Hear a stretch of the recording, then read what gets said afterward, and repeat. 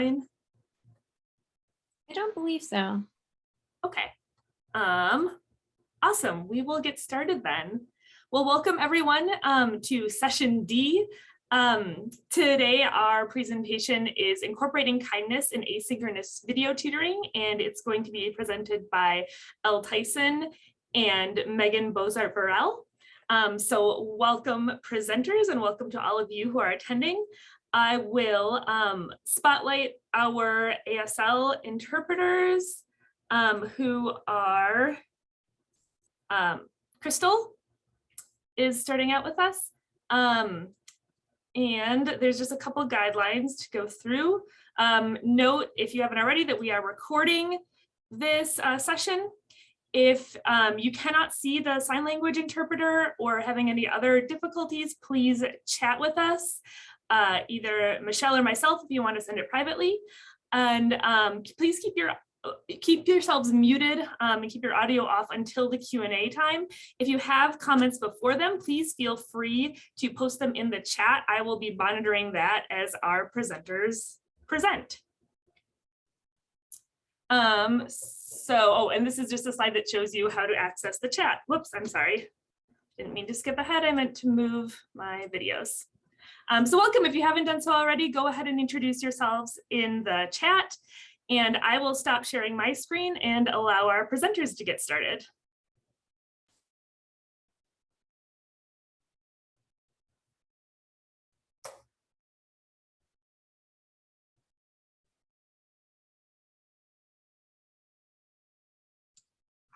Awesome. Thanks, Elle. Hi, everyone. I'm Megan Bozart-Burrell.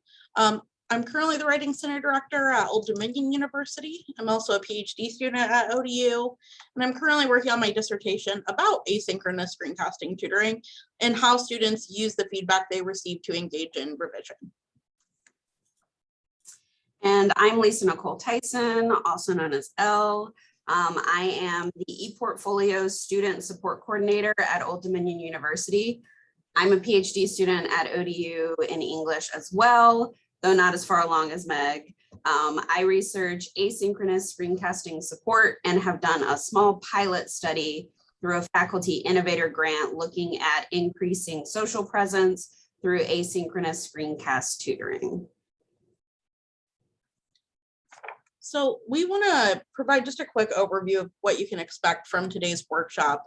So Elle and I are first going to talk briefly about some of the reasons we think asynchronous tutoring is worth adding to your Writing Center services if you don't have it already, and why we think screencasting can be an option for how to offer that tutoring.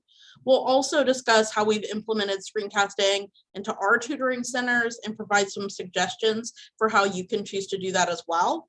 And we'll also share some tools for how to do screencasting. And we have a sample piece of student writing so we can let everyone try out those tools today.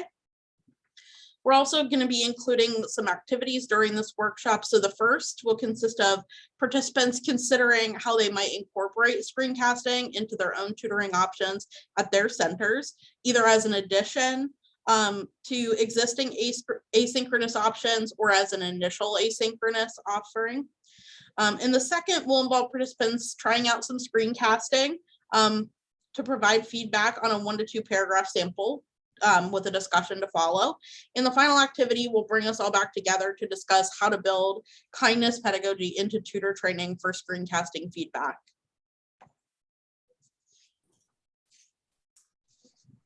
So some of the reasons to have asynchronous tutoring. The first of GSOL, which is the Global Society for Online Literacy Educators. The first of their online literacy instruction principles relates to access and inclusion. And the sixth tenet of that states that the support systems really at a minimum should be available in the same modality as the course. However, offering additional modalities is still encouraged. In other words, even if your institution does not currently offer asynchronous courses, there's really no reason to not include asynchronous options in your tutoring.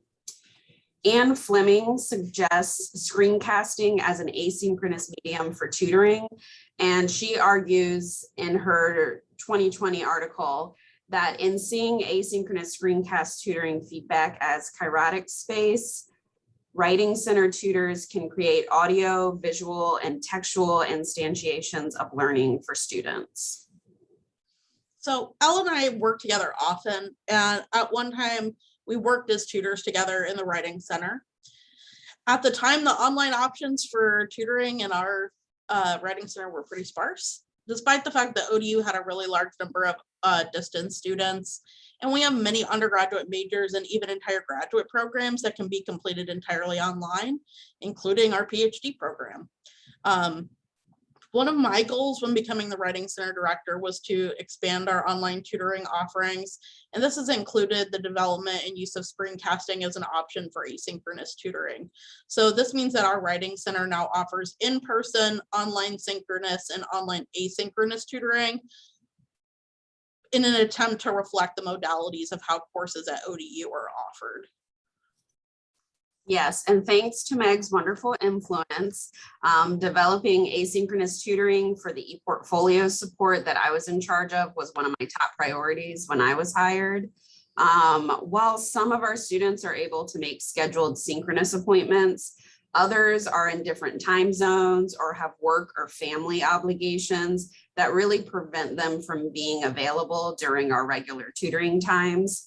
So while there is more than one way to add asynchronous tutoring, screencasting is a great option for busy students. But at this point, you might be saying to yourself, okay, great, but what exactly is screencasting? So if you aren't familiar with screencasting, screencasts are videos that include the computer screen, the webcam, and the audio of the person recording the video.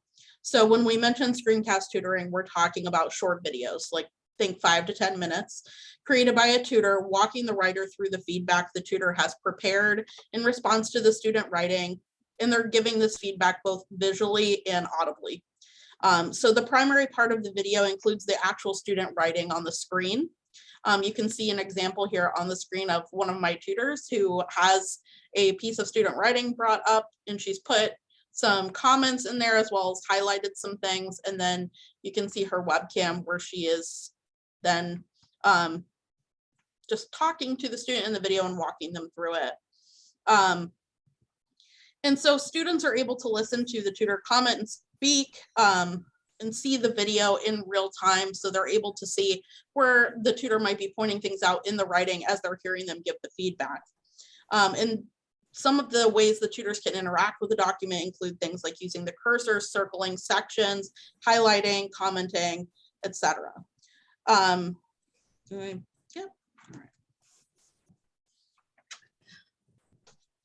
So incorporating asynchronous screencasting in your Writing Center, many people think of written asynchronous feedback related to writing tutoring, which is still a great way to get feedback to students. We don't believe in a hierarchy of tutoring modalities. Each option has benefits and will fit students' different needs. Screencasting can just be a great way to provide feedback and create a connection with students who aren't able to do something in real time.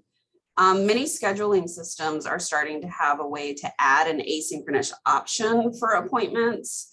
When we first started offering screencast feedback in the ePortfolio studio, I actually had students fill out a form to request it, and then I put it on the schedule. This let me have more control over when it was scheduled and who would be getting assigned to create a video. It also made sure that each tutor would get some experience with a new form of tutoring that they hadn't done previously, rather than all of them possibly going to the same tutor. However, part of the reason that I had to do it this way was also limitations of the scheduling system that we were using at that time. Now, Elle and I both use the same scheduling system, and it affords us the ability to allow students to schedule asynchronous appointments as they would an in-person or an online synchronous appointment. This has helped us provide options for students in terms of what they can expect, when they can expect to get their feedback, and it creates some pretty clear boundaries for tutors about the time frame for when they'll be working on creating the asynchronous feedback. But what we're trying to emphasize is that either way, regardless of your system, you could make this work. It just depends on, what you're working with. We both made the choice for screencasting as our mode for asynchronous tutoring for multiple reasons. One reason is that often a lot of the students we were seeing were already telling us that the written feedback they were getting from instructors was difficult to understand. They often were coming to us to help explain the feedback that they'd receive. So we hoped with the ability of our tutors to verbally explain their feedback, it might help students better understand how to apply that feedback as they revised. Another reason the video aspect was useful for both of us is that we both receive requests for feedback that include how to do something such as formatting. In the case of the Writing Center, for citations, for instance, or in the case of the EP Studio, how to do something like embed a PDF. With a video, our tutors can model how a student can accomplish a particular task, like creating a hanging indent on a works cited page or embedding the PDF onto their ePortfolio. And the video directions are a lot easier to create and follow along with than written out directions with a lot of screenshots. So how does the pedagogy of kindness play into asynchronous screencast tutoring? The pedagogy of kindness can really apply in any teaching or tutoring situation, but the lack of that real-time interaction and asynchronous feedback means paying even more attention to how you're coming across. You don't have the affordance of adapting to a student's change of expression, their body language or tone of voice when they're not sitting next to you or right there on the screen interacting with you. For these reasons, starting out with a pedagogy of kindness in mind can help orient the tutor. So what do we mean by a pedagogy of kindness? Put quite simply, don't think of the student as your enemy. Believe them and just believe in them, believe in their abilities to be able to do these things. The way suggestions are framed can really go a long way toward making the student feel comfortable. We know that students seeking help really just want the help without being made to feel stupid and like they can't do things. I always tell my tutors to imagine that the student is sitting right next to them when they're making this video, and to say things as you would say them to a person who is present and, like looking you in the face, to just try to kind of imagine that scenario when they're making these videos. So we want to take a moment and do a brief poll and let folks talk a little bit about their interest in potentially adopting screencasting tutoring. We're asking because the way that you work toward training materials will likely be different depending on whether you're revising materials or starting from scratch. And we'd like to know how you might incorporate screencasting into your tutoring options. Will this be something that's in addition to an existing option that you already have for asynchronous tutoring? Is it being offered potentially instead of an option you already have in place, or are you starting from scratch in terms of offering asynchronous services to students? And please feel free to unmute or hop in the chat and respond. Either would work. And Ella's been awesome and also put those questions into the chat for you too.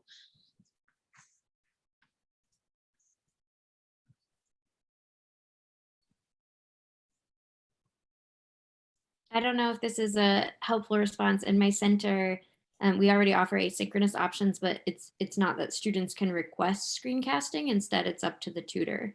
So the tutor can say, "Oh, you know what? For this appointment, I'll go ahead and make a I'll go ahead and make a screencast for it, or this one I'll just go ahead and write comments." So it's not something on the client, it's something on the consultant to choose. That's really interesting. I'm kind of curious, do your tutors use it often? So essentially we don't have a student tutoring staff, we have a faculty tutoring staff. And so some of us, like I'm a faculty tutor and I use it constantly. Like I probably screencast at least 3 times a day. And I have other people that I work with who are very intimidated by the sort of, I think that they would really like it, but the sort of increase in the technology knowledge needed to be able to do it. So it's sort of uneven. So I think a couple of us screencast a lot. And for me during the pandemic, because our asynchronous appointments went up so tremendously, I just was like, I can't type that much personally. And I find screencasting, it alleviates a lot for me of like the stress of, okay, how do I explain what I'm trying to say? Or I want to toss out a couple of different examples without the student assuming I'm making those changes for them or something. Like I just want to, like I before when I type in comments that are really casual or colloquial, I've had students like copy and paste that into their document before. And I'm like, oh no, that's not what I'm suggesting that you do. So I feel like I come across more clearly. But yeah, I definitely, it's lopsided. I think for me, almost always I'm going to screencast because it's easier. And it also saves me from carpal tunnel that I have a little bit of. So anyways.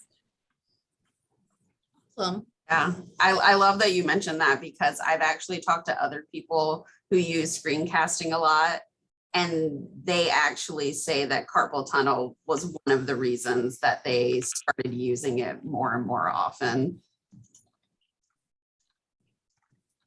Yeah, so we've had some good stuff in the chat. Some people, it would be a completely new offering.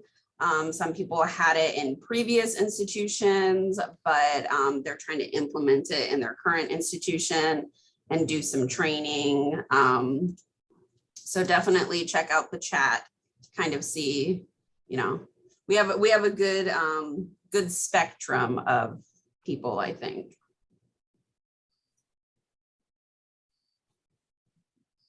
All right, so we're gonna keep going, just, for time's sake. But feel free to continue to share things in the chat. We're happy for you to do that. So if you're considering asynchronous screencasting as a service in your writing center, selecting a tool that you'd like your tutors to use will be a helpful starting place. We're going to share this list of possibilities here. And of course, you'll have access to this from the conference website as well. As well as we're going to provide some more in-depth discussion about the two tools that we use, because even though we're at the same institution, we use different ones. And we're going to talk more in depth about Screencast-O-Matic and Screencastify. But there are other potential options out there, including Loom, Kaltura, Open Broadcaster, Software Studio, and it's even possible to create a screencast using Zoom by pulling a student paper up on the share screen and just recording that way too. So this can work if your institution allows and saves Zoom recordings, for example, and you don't have access to another tool. Most of the tools have varying levels of availability when used as free version, and there are also upgraded versions available.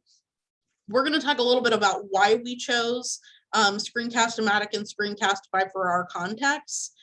We're going to invite you to try out one of these two today during the workshop because they are free tools. And we'd also encourage you to look at the other options, of course, before making a final decision about which tool to adopt. It's possible that another tool may fit well with your institutional context or be a tool that your institution already subscribes to. And we're not necessarily suggesting that one of these tools is better than the others. Exactly. These just happen to be the tools that we picked and we went with, and pretty much every single tool, there are benefits and there are like little things that are also drawbacks to them. So far, I have not found the perfect tool, unfortunately. But so Screencast-O-Matic, it's a free tool that lets you record with no time limits. There are some added features like being able to add closed captioning if you decide to go with a paid account. And they do the captioning automatically, which is fairly accurate. It's not perfect, but it is, of the auto captioning I've seen, it is one of the better ones I've seen. So we paid for one account in my center for videos that need the captioning for accessibility, and all the tutors have access to that one account.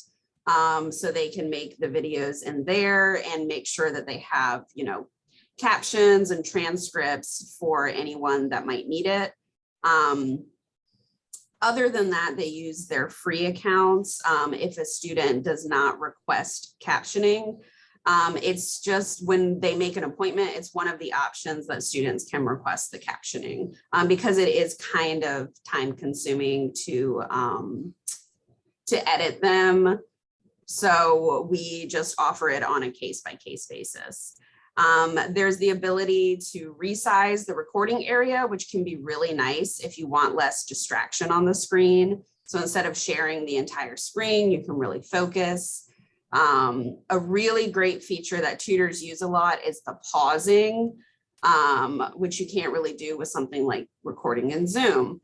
If they've made a little mistake but don't want to re-record the whole thing, they can go back a little in the recording after they've paused it and record over that segment without needing to redo it. They have Screencast-O-Matic has also just added video editing capabilities for free accounts. So you can actually edit any video that you put in there using the video editor. It doesn't even have to be recorded from Screencast-O-Matic. And once the screencast video is created, the tutor has the option to either download it or simply get a link that they can share with the student. So I'll briefly give some context about how I ended up deciding on Screencast-O-Fi as our screencasting tool for the Writing Center. I made this decision based on a couple major context-specific reasons. One, that our Writing Center has a donated set of Chromebooks for tutor and student use. And our students and tutors have both Gmail and Google Drive access through their university email. So Screencast-O-Fi is a Google Chrome browser add-on that saves all recorded content directly to the screencast creator's Google Drive. So this meant that all of those videos get saved to our university network, and that's where they're saved. So that connection also helps us move all videos that to a shared Writing Center archive.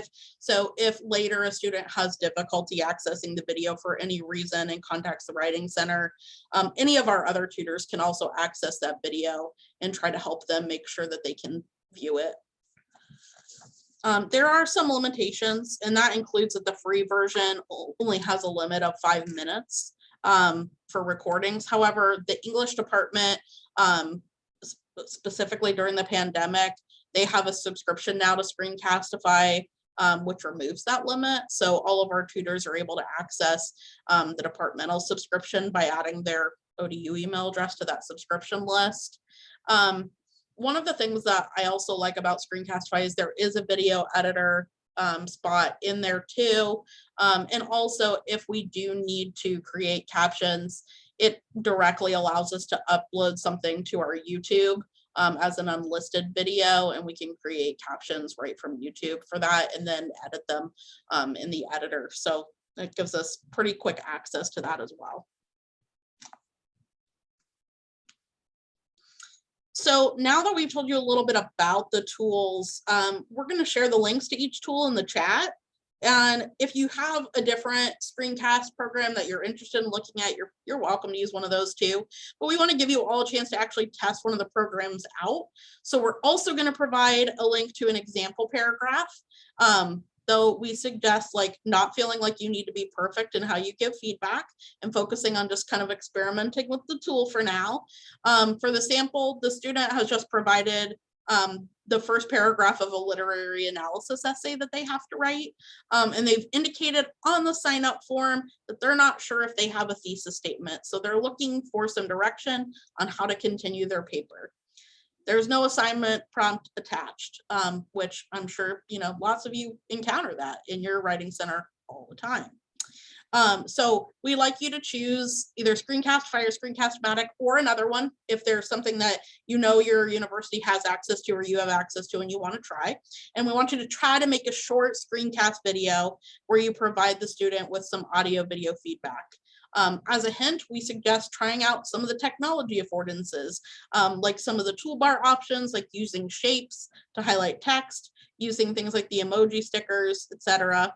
Just experiment. If you get stuck at any point, please feel free to reach out to one of us to help you. We'd be happy to let you like share your screen and help figure out what might be going on, but we want to give you guys the chance to try some stuff out. Megan, can I ask a quick question? Sure.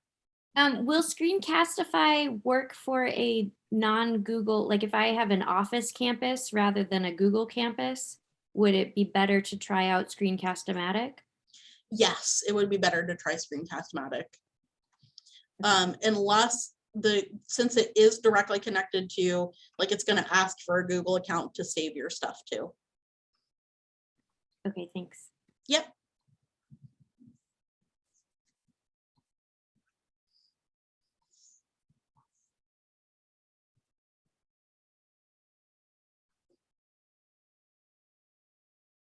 The discussion.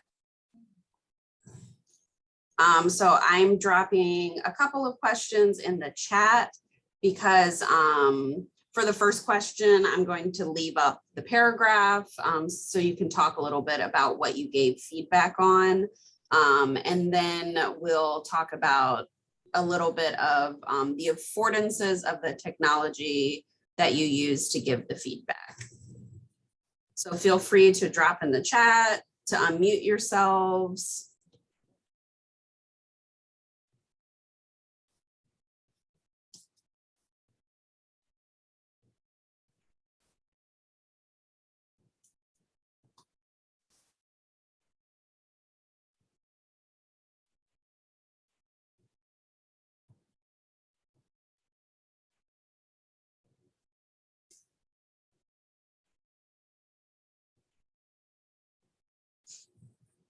If it was anyone's first time using screencasting, did you find it difficult? Was there anything about it that kind of tripped you up in getting started or anything like that?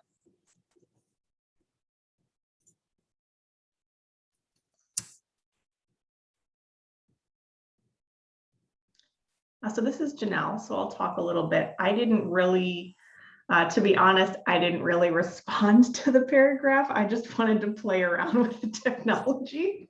So I've used Screencast-O-Matic before, but I have never used Screencastify, and I really didn't know that it was an add-on for Chrome or that it worked with Google. So that's what I played around with. I just wanted to see how it worked, and I liked that you could put like emojis on there and other little icons. I thought that would be like a fun way to interact and kind of put that in the margins of a paper, and it was really easy to remove it after you added it so it didn't stay on there and get distracting. And I like that there was kind of a pen where you could underline stuff, and so I could see that if I had done what you told me to do and responded to this paragraph, I probably would have used the pen to, you know, underline where the thesis was or wasn't or where it could go. So I really like those additional features on it.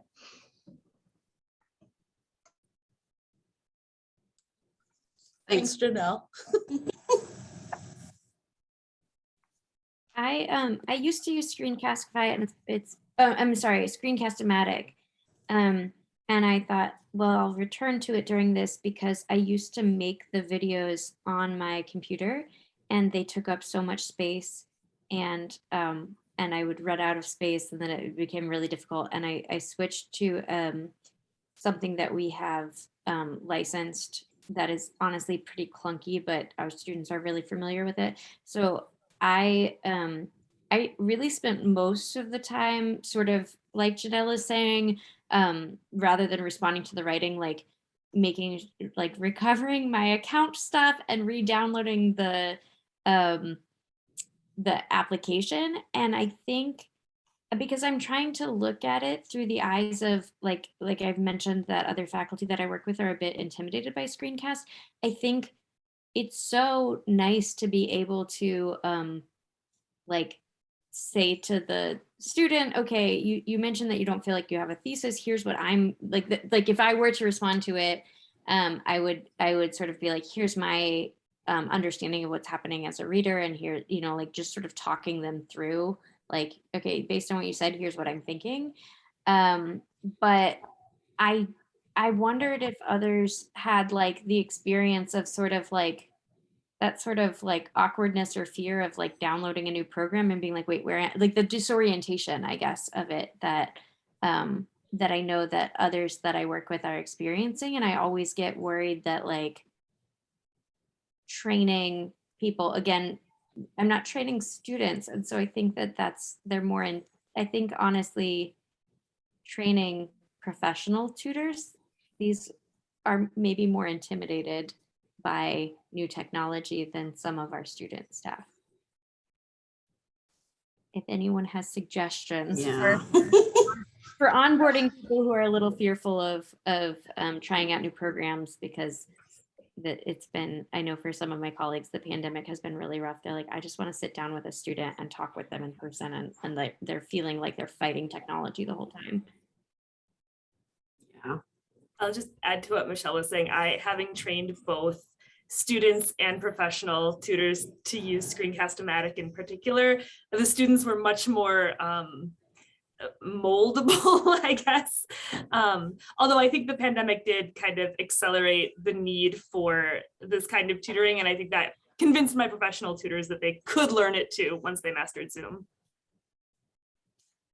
Yeah, definitely. Yeah, part of my program, we do faculty training and we do like tutoring and student support.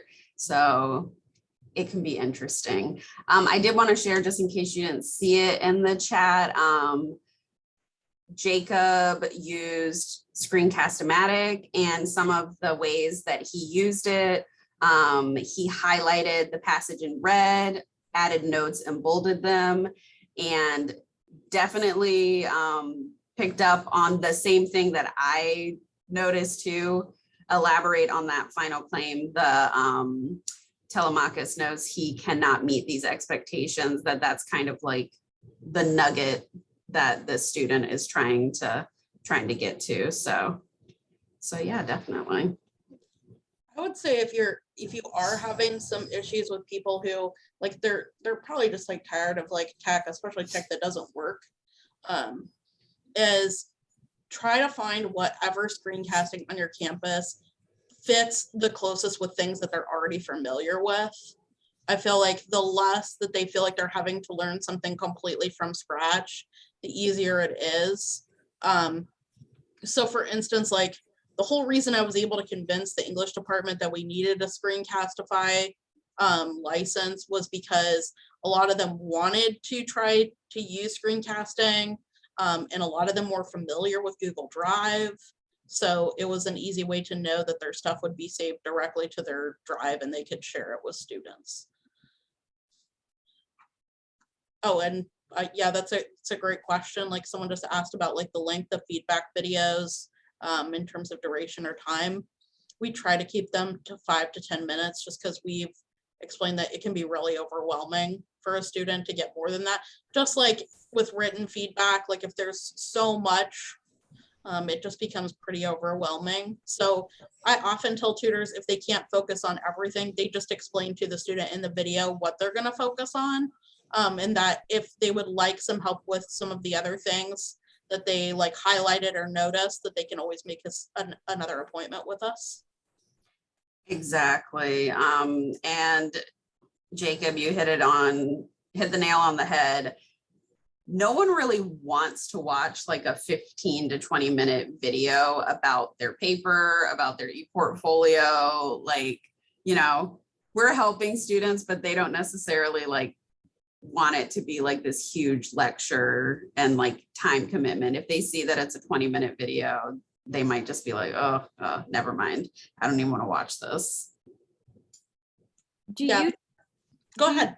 like do you train your consultants? I don't know what the length of appointments are in your center, but like do you train them like, okay, read the paper for this long and then pivot to making the video? Like how I've noticed that whereas with synchronous appointments, you can sort of set the agenda and check in on time as you go, that with asynchronous, I have this like bottleneck at the end where I'm like, oh, I need to give them their overall feedback. And I'm just wondering if there's suggestions or ways that you train people to sort of time manage in the asynchronous appointment.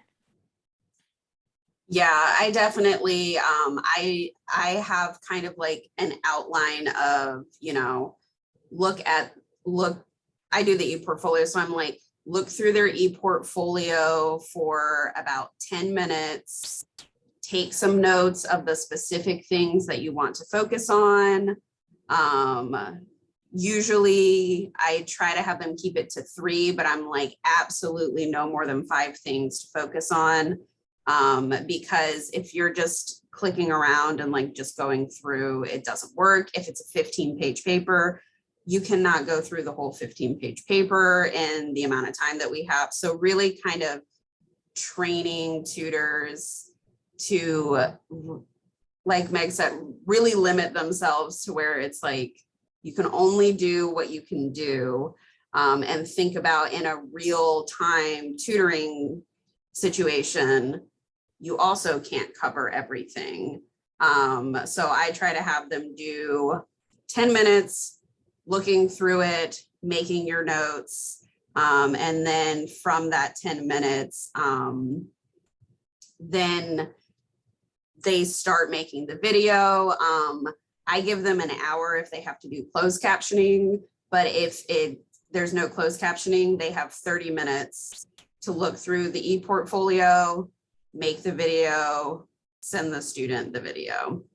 So I also thought that with the free one, having the 15-minute time limit was more of a feature because there was no way that they could make it longer than 15 minutes because honestly, the only time that tutors have difficulty and they make it longer is when they don't spend enough time focusing and writing notes and deciding ahead of time what they want to cover.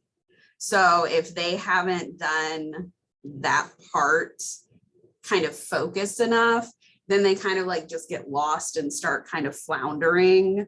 And just clicking around on the e-portfolio and being like, oh, I noticed this, I noticed that. And it's like, no, you should decide before you ever even hit the record exactly what you want to talk about for this student. Exactly. The planning part before you ever hit the record is one of the most important parts of screencasting feedback, in my opinion. Yeah, ours are 45 minutes long. All of our appointments are. And I, I basically tell the tutor to think like last like 15 minutes should be dedicated to creating that video, in case you do like a small mess up or something. But the first part is reading over it, planning, and kind of coming up with the priorities for the things that you want to talk about. And one of the things that I tell tutors too, and this is one of the things we practice during training, is that I actually give them some student examples and have them actually try out, like if they were creating a video for it, going through that process and trying to do it within the time frame. So they can get used to that, because I agree with Lisa. I think a lot of it is that you just need some experiential like learning time to kind of acclimate to what that is going to look like, and get a sense of like what works for you as an individual tutor and what doesn't. I know that we only have like about like 10 minutes left, and I don't want to encroach on anyone's time.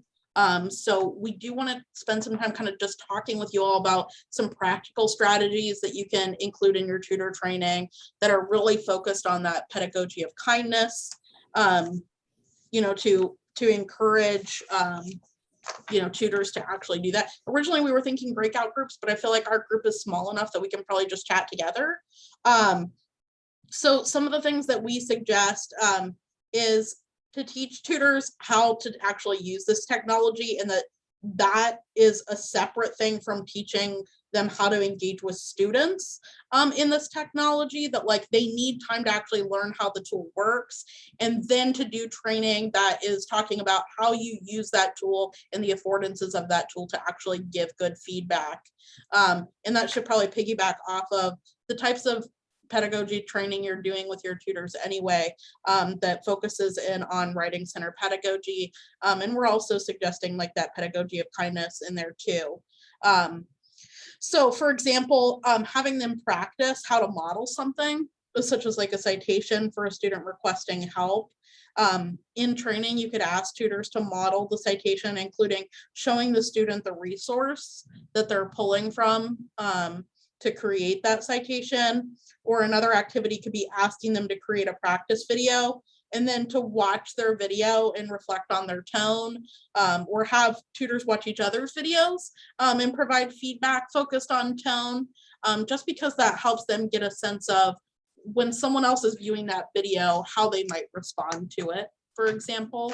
I was also sharing a Google Doc, and we'll make this, like, once we're done with this, we'll also add this to our materials on the conference website, but we've included like a long list of potential things that you could also see as practical strategies for helping tutors learn how to do asynchronous tutoring while also keeping in mind that pedagogy of kindness. And we're interested in some ideas or thoughts that you all have too.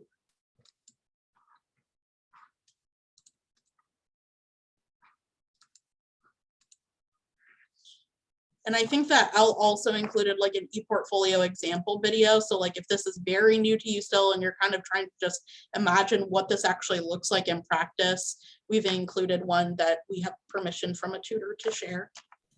Yes, thank you, Meg. We've included some references and you should be able to access these through the slide deck on the conference website. And then yep, lastly, we're just going to share our contact information. So if you want to talk to us more about screencasting, anything we've shared in the workshop, you're welcome to do so. So at this point, like, we're happy to chat about some practical strategies that you think that you might use to help your tutors learn how to do asynchronous screencasting in a way that's also beneficial for students. And then we'll go until our time's up. And then, of course, you're always welcome to reach out to us after. Yes, so please feel free to unmute yourselves, ask a question, or ask a question in the chat.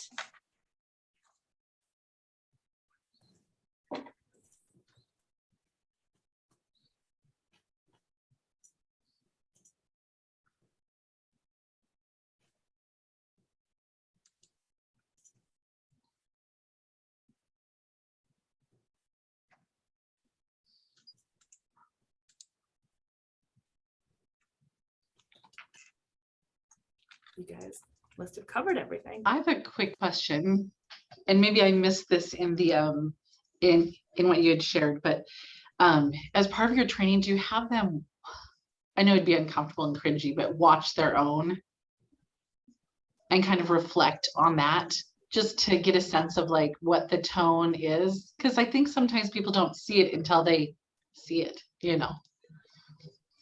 I don't know that I've done that. I've had them observe others and reflect on their work, but not actually watch one and reflect on it. That would be a really interesting experiment. So what has been their response to that?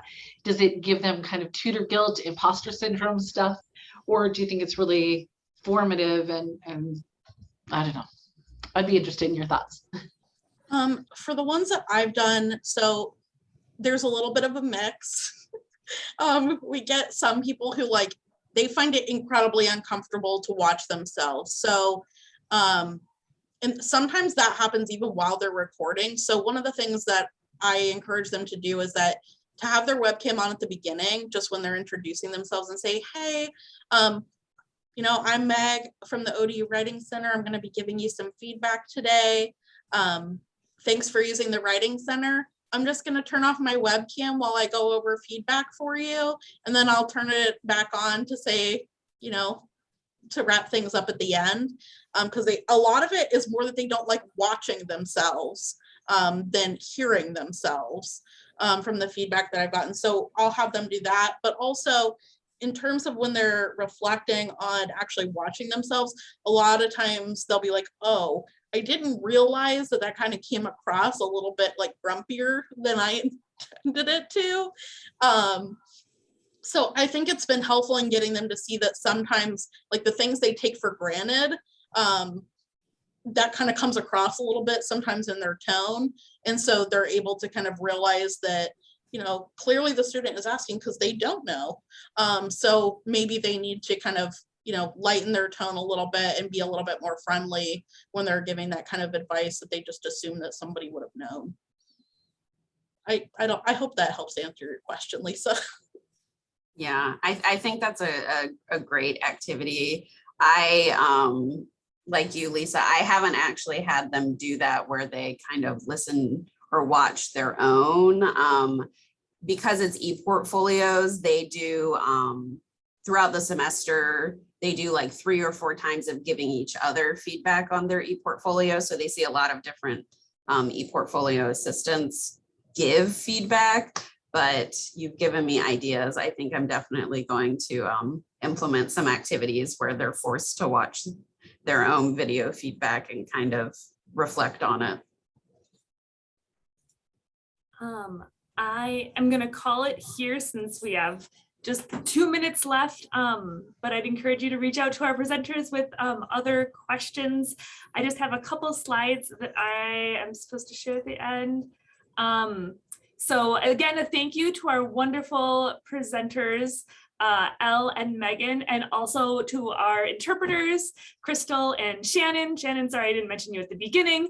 So up next, we have our next session starts at 1:20 p.m. Eastern time, or 12:20 Central time, if that's what you're in like me. And then we have our final presentations this afternoon. And as a reminder, you can get involved in OWCA if you have enjoyed what you have seen this past week. And so I will throw that up there as well. Thank you again. And I'm not sure if Michelle is still in here because I became the host suddenly. So I think she might have dropped out. But yeah, if anybody has any last questions or comments, please feel free. Thank you, everyone, for coming. Yes, thank you all so much. Thank you all for being here. I think I will go ahead.